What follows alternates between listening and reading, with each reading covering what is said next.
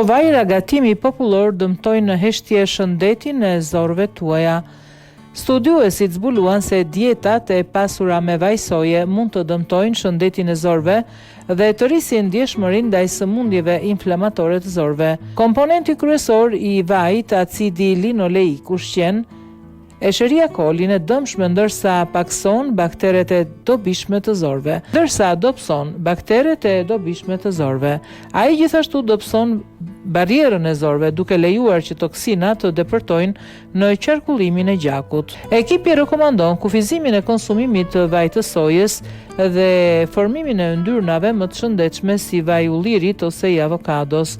Marrja e lartë e vajit të sojës është shoqëruar tashmë me gjendje të tilla si mbi pesha dhe diabeti dhe gjithashtu mund të luajë një rol në autizëm, sëmundjen e Alzheimerit, ankthin dhe depresionin.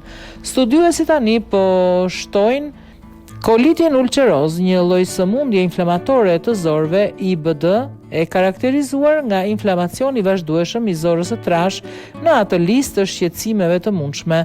Shkencëtarët në Universitetin e Kalifornisë Riverside studiuan shëndetin e zorëve të minjve që u ushqyen me një dietë të pasur me vaj soje për deri 24 javë.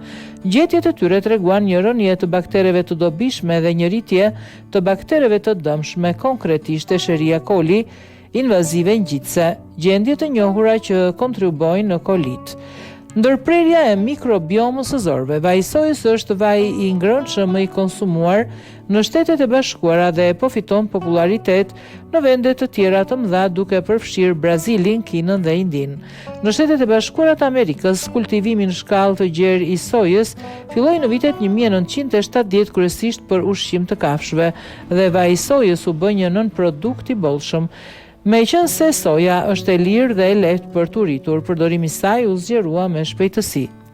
Puna jon sfidon mendimin e vjetër prej dekadash se shumë sëmundje kronike rrjedhin nga konsumimi i yndyrnave të ngopura të tepërta nga produkte shtazore dhe se anasjelltas, yndyrnat e pangopura nga bimët janë domosdoshmërisht më të shëndetshme. Ka thënë një studiues asistent profesor në Departamentin e Mikrobiologjisë dhe Patologjisë së Bimëve dhe një bashkautor, korrespondent i studimit i cili u botua në një revistë me qasje të hapur. Vaji i sojës në ushqime të përditshme. Mundohuni të qëndroni larg ushqimeve të përpunuara. Kur blini vaj, sigurohuni të lexoni etiketën me informacion ushqyes. Fritezat me ajër të nxehtë janë një mundësi e mirë sepse përdorin shumë pak vaj.